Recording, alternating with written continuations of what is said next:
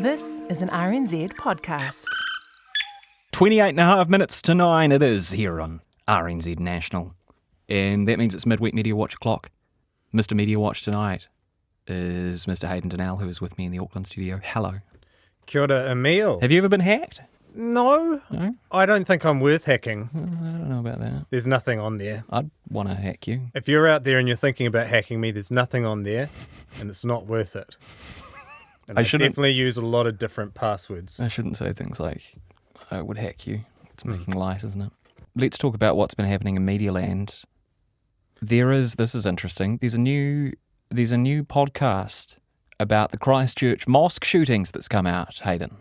Yes, by an Australian journalist called Joey Watson, and the theme of it is just really questioning the lone wolf narrative around the Christchurch terrorist Brenton Tarrant. So this is the thesis in a nutshell.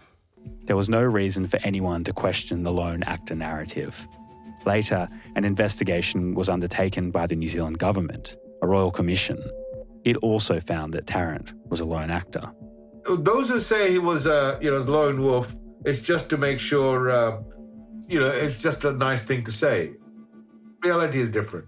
Okay, so the podcast delves into it a little bit from there, but that lone actor terminology is definitely in the Royal Commission report, and it deals with how difficult it is for police and authorities to essentially detect and avert lone actor attacks. But the Royal Commission delved into how the Christchurch shooter was radicalised and put a lot of blame, if I recall, on online influencers. Yeah, it does. So I think you could take the impression from some of what Joey Watson is saying there that no one actually talked about all these different online influences that the terrorist was consuming.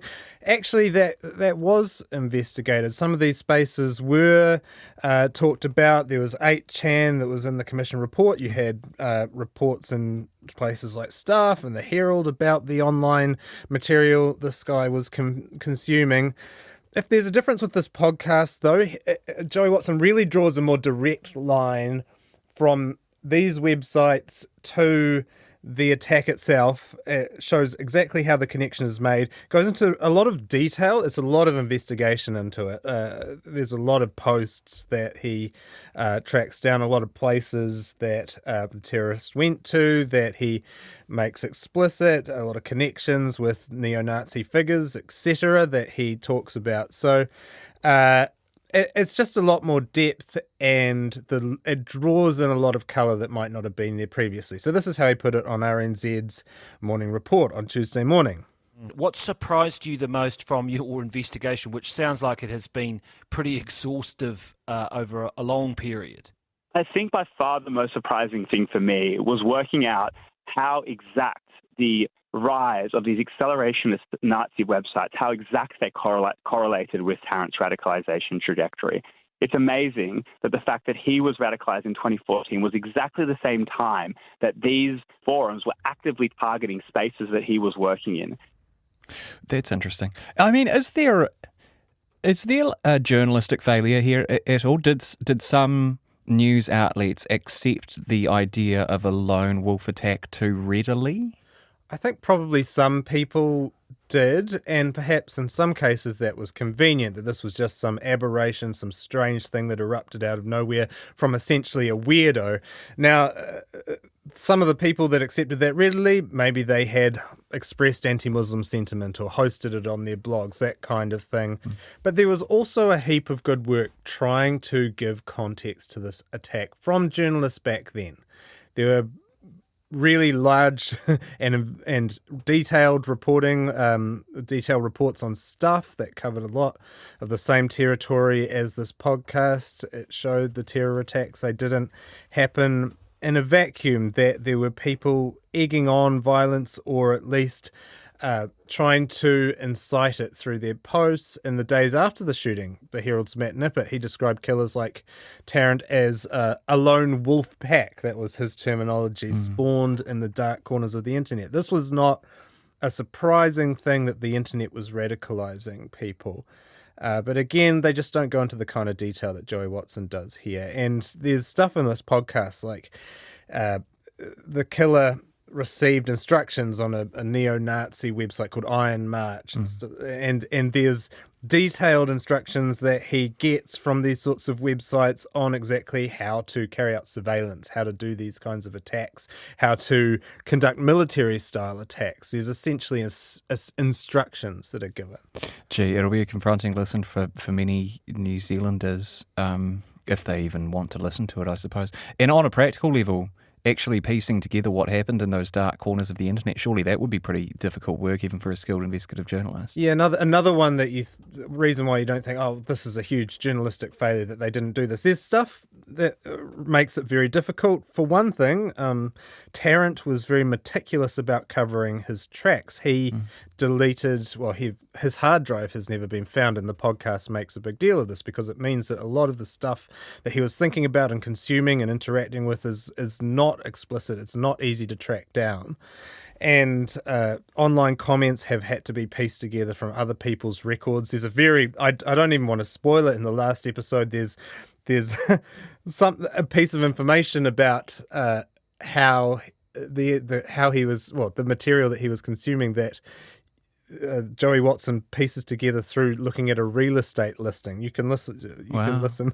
It's quite odd. It's a very odd tip-off that he gets. He clicks on a real estate listing, looks at a picture on this real estate listing, and actually gets new information about the killer. Now, there's also the fact that some of these forums, they're drenched in irony. Yeah, it's called shit posting. These internet communities, they have their own language and sort of dictionaries, really. And this is the real hard thing with some of, especially the new online far right, that it's all trolling and it's all irony and it's all taken the Mickey, shall we say, out of people until it's not, until it's real. It's a joke until it's real. And so even when this killer did his attack, I think he called it a real world post or something like that. Right. Real world shit posting. I'm going to do a real world effort post, I think he called it. So it's this radicalization that's all consumed at arm's length until it really is real. Which must, again, be quite a difficult task for a journalist to communicate in a podcast designed for people. You can hear him in the last episode. He's doing an interview with one of these former trolls. And he's like, are you trolling me right now? I can't really trust what you're saying to me. Trolling is such an integral part of how the communication happens and part of the culture that it's actually quite hard to decipher what's real. And Joey Watson in this podcast, I don't want to go into too much detail, but he finds that the Terrorist Manifesto constructs a narrative that he then questions. Joey Watson then questions. He sees the Terrorist Manifesto constructs a narrative about when he was radicalized and how that Watson says, well, from what I can make out, isn't true. It actually happened earlier. There was violent ideation and ideas that were coming through earlier, and they were coming from, guess where? Online. What's that podcast series called, out of interest? The Secrets We Keep Lone Actor. Right, The Secrets We Keep Lone Actor. Well, interesting stuff for those who want to listen to that. Now, you wanted to credit some good journalism, Hayden, from Jonathan Milne at Newsroom. Yes, he's got a new article, People of Kāinga Order, and it just looks at some of these state housing blocks that are being sold off. It takes a look at one in Unihanga, where existing state houses have been demolished. He talks to some of the people that have stayed behind or that remain. There's a bit of an uncertain future for them. And he finds also that the former tenants have essentially disappeared. They often lose connection with their former neighbours, sometimes with various things like churches, schools, those kinds of things that keep you rooted in a community. And this is essentially his point. We've got a lot of information about the state of these houses and the bottom line and the money, but what's happening to the people? It's an interesting approach to a story like this because it can be difficult to get the human side of these stories, which are often coloured by, they're about government decisions. It's sort of reels from statement to statement. Various people involved trying as hard as they can to say as little as they can oftentimes.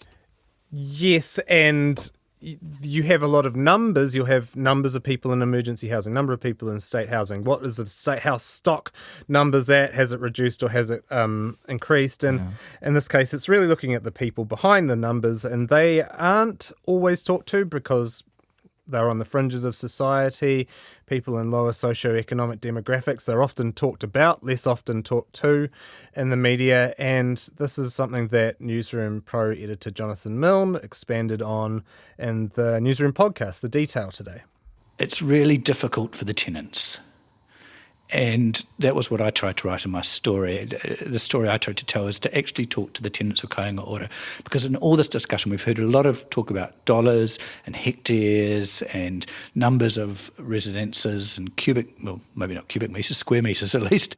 But we haven't heard from the voices of the tenants. Now, just a little side note here.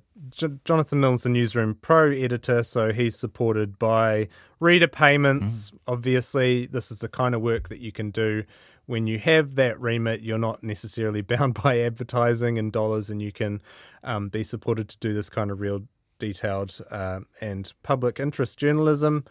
And he's right there. I always go back to a piece that Isaac Davison wrote for the Herald, and it was about a Kāinga Ora apartment block in Epsom. And before it had been built, there was all this fear-mongering about it. There was local MP David Seymour talked about potential antisocial behaviour coming into the neighbourhood. And so it got built, and Isaac Davison went back and checked, and he found a pretty happy neighbourhood had started flourishing in that area. And there's often these people in these social houses are often not humanised in this way. Yeah. It also answers an important question, I suppose, which is what happens to these tenants when they can't stay at their current social housing.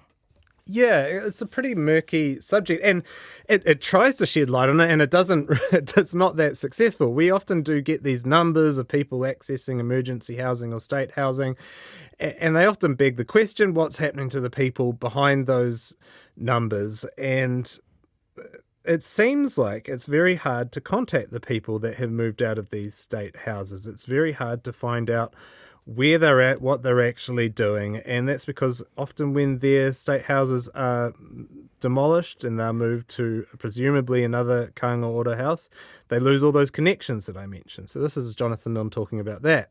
You know, I spent days actually trying to find former tenants of Jordan Ave to talk to. I couldn't find any. No one knows where they've gone. No one has their phone numbers anymore. They've just kind of disappeared. And I used to be on the board of the local school. Well, we didn't know where they'd gone either. We didn't know where the kids had gone.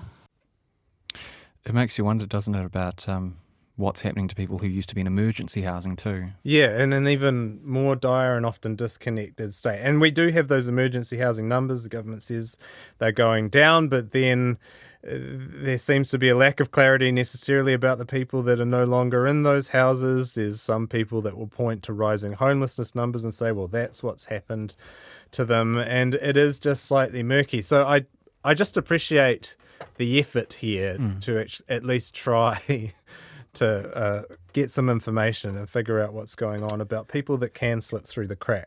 Before we move on, you wanted to note a couple of significant media arrivals and departures, Hayden.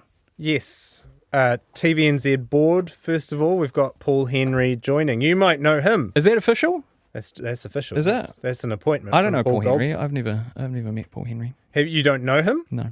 Oh, well, I know who he is. You've heard of him? I know who he is. The host of The Traitors. That's right. Yeah, That's and right. And various. That's what he's mainly known for, I believe. He's mainly known in my household because David Ferrier, he's one of my friends, but he skipped my wedding reception to go and interview Paul Henry. What about? That's a good question. Was it important? It was his new job at Australian breakfast TV. Oh, right. Very ill-fated. Well, so it goes. Can you shed some light on something for me, Hayden? Yeah. What do the boards of media companies like TVNZ and RNZ, what do they do? Well, actually, I don't know. Because I've seen a bit of mirth within the journalism industry about the idea of Paul Henry being appointed to the TVNZ board, but he has broadcasting experience. Well, and many people on that board don't. Well, he doesn't have governance experience. Well- but this is a thing on the Herald board as well. It seems like you want a mix of people. Yeah. And the Herald board, Jim Grennan brought on a whole bunch of people that had business experience, but they made sure to keep their person that had newsroom experience. It seems like you wanted a lot of different types of expertise on there, and it helps to have someone that's been in a newsroom, I think, as well, because you understand the editorial side of the business. And of course, I mean, it's money, isn't it? That's the main thing. In the case of NZME, it's making sure that the company is pointed in the right direction, making a profit. TVNZ, I suppose, has a slightly more complicated remit. Yeah, and RNZ. I mean, these RNZ are certainly, yes. But TVNZ, I mean, it's a commercial company, really. Yeah. It's trying to make a profit, just like anyone else. Just because its main shareholder is the government, it's a bit... Yeah, no, fair enough.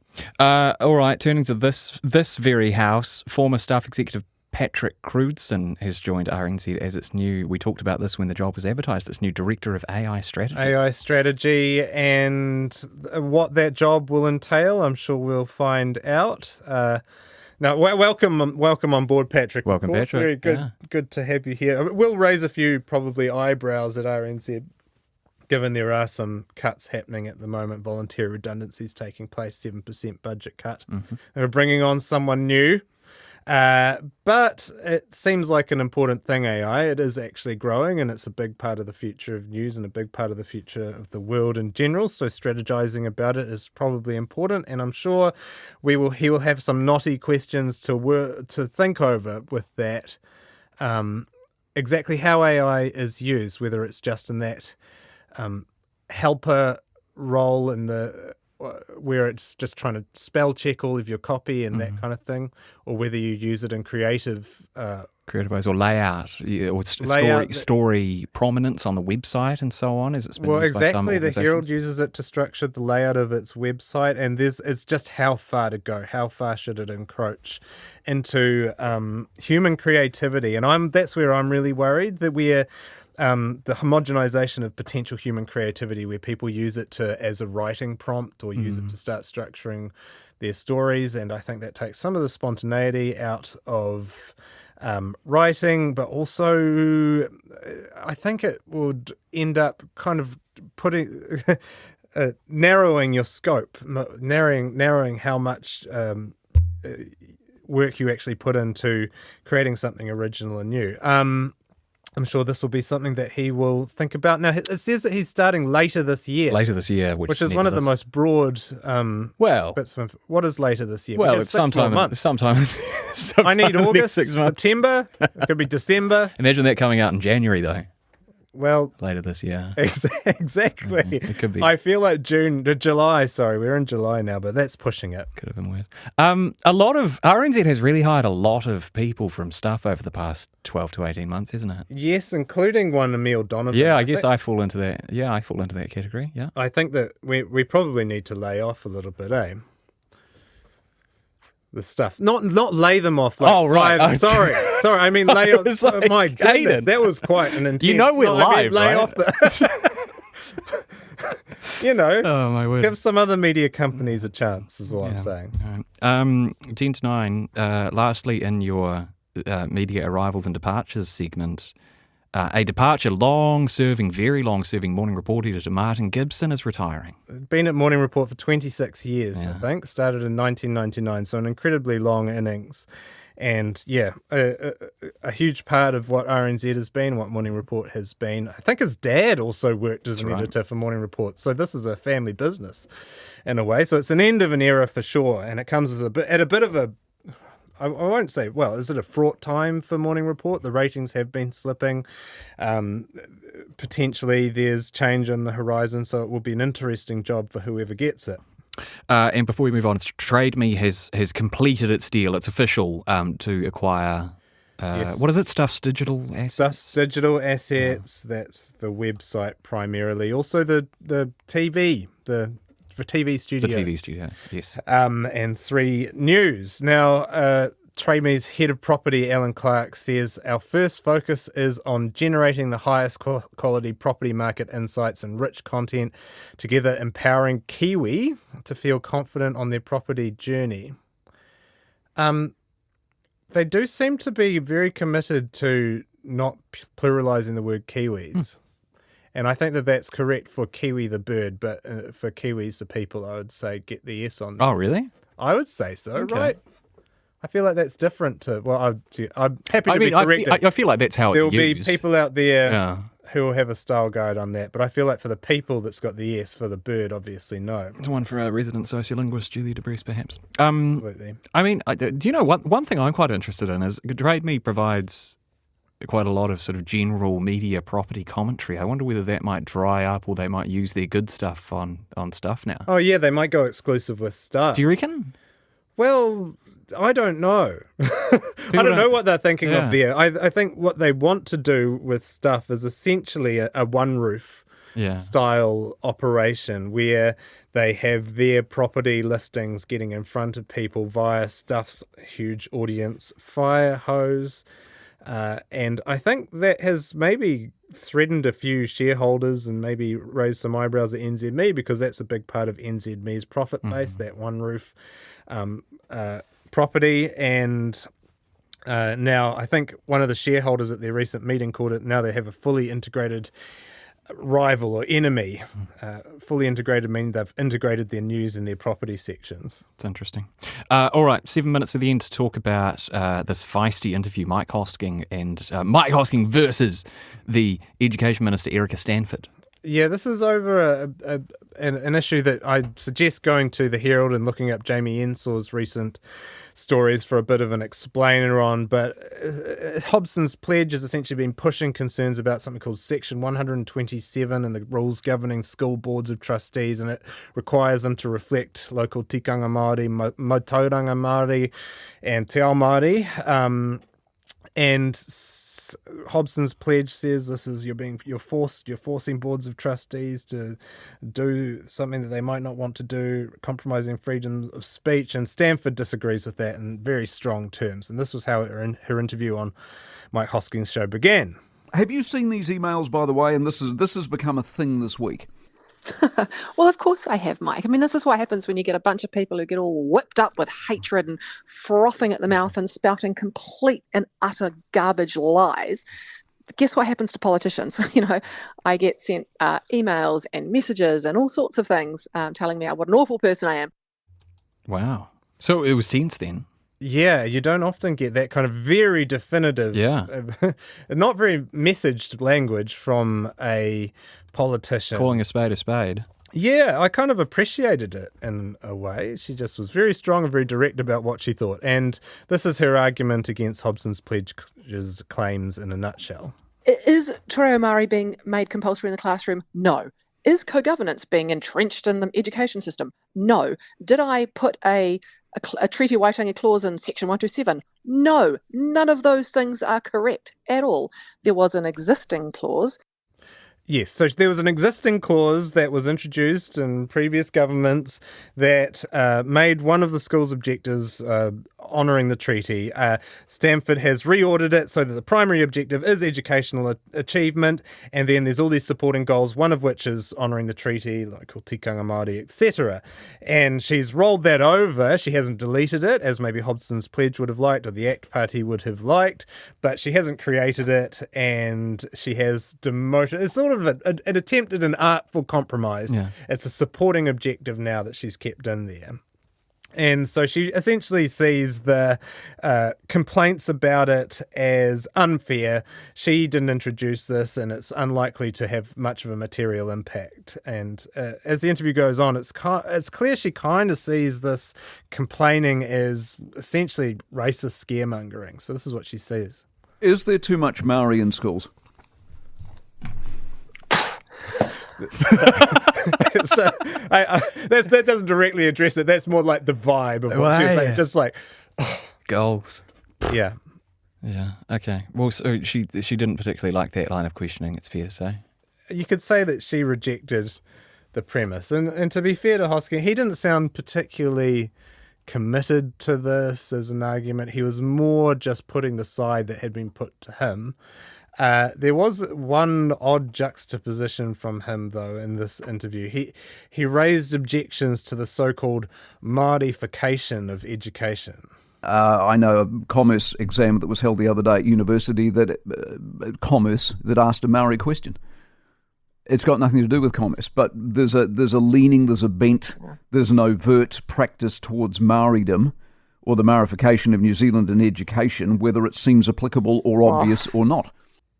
There's that groan again. But he talked about the Māorification of education, but then he kept using French. I'm not blaming the education system, but there is a frisson in this country as a result, and you give very good examples, as a frisson, and a lot of that costs money.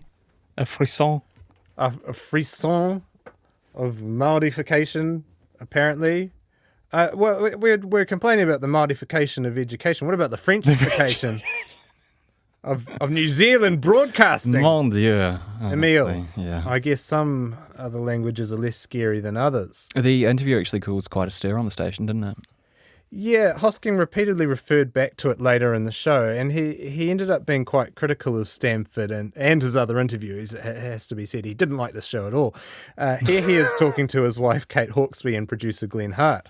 No, I gave her points. No. I gave her points because of the 4 people we've had on this morning, she was the best of a losery bunch. That's the lowering of the bar, isn't it? By comparison. That's exactly what I'm trying to say. I've got people on here this morning that could be uplifting us, and every single one of them, in their own way, has proved to be inadequate. Yeah. So Mike's actually, he's lowering the bar to encourage Erica to lift up. He's doing the fatherly thing. What I want is people to be better. He likes it. He likes a wee post-interview, sort of post-mortem, live on air, doesn't he, Mike Hosking? He does, and it's not him alone. On RNZ, you'll get it in the form of reader feedback, and you'll read about 5 to 10 texts all slamming a politician in a row. And so that's a way of editorialising without editorialising. But he does frame interviews after the fact.